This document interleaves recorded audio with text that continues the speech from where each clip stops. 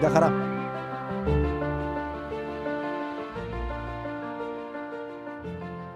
Εκφράζοντας μια μεγάλη ομάδα σωματείων και στελεχών του Στίβου από ολόκληρη την Ελλάδα, ανακοινώνω την υποψηφιότητά μου για την προεδρία του ΣΕΓΑΣ ως πρώτος μεταξύ ίσων στην ενωτική κίνηση Στίβου. Μια κίνηση ενότητας και συλλογικότητας που υπερβαίνει αντιθέσεις του παρελθόντος.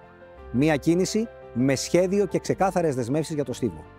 Μια κίνηση με στόχο την αποκατάσταση της θεσμικής λειτουργίας του ΣΕΓΑΣ και την επαναφορά της ενωτικής αντίληψης και της εξωστρέφειας που υπηρέτησαν με επιτυχία ο Βασίλης Σεβαστής και ο Κώστας Παναγόπουλος. Από μικρό παιδί βρίσκομαι στα στάδια.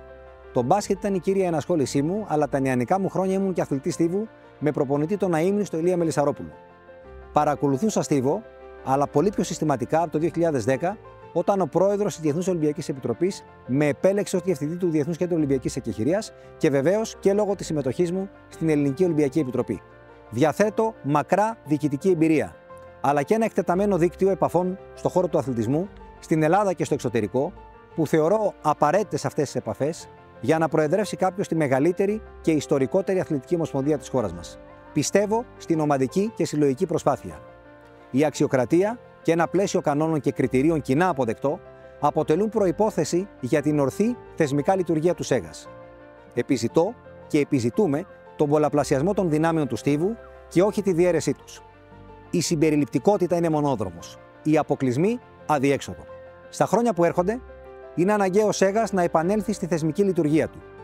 Οι ΕΑΣ να αποκατασταθούν στο ρόλο που τους αρμόζει.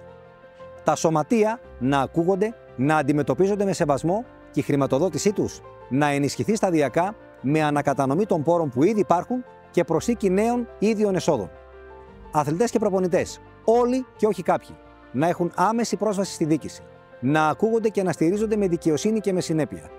Η Ομοσπονδία να διεκδικήσει τις απαραίτητες για το Στίβο υποδομές και να έχει πρωτεύοντα ρόλο στη χρήση των νέων εγκαταστάσεων που δημιουργούνται στο ελληνικό και την Παιανία. Ο ΣΕΓΑΣ να αναβαθμίσει την παρουσία του σε ευρωπαϊκό και παγκόσμιο επίπεδο και να αναλάβει τη διεξαγωγή σημαντικών αγώνων. Πάνω απ' όλα, στα χρόνια που έρχονται, θεωρούμε αναγκαίο να επιτευχθεί στον ΣΕΓΑΣ η μέγιστη δυνατή ενότητα. Η ανάγκη ενότητας, θεσμικής αποκατάστασης και ανασυγκρότησης οδήγησε στη δημιουργία της ενωτικής κίνησης Στίβου και στη δική μου υποψηφιότητα.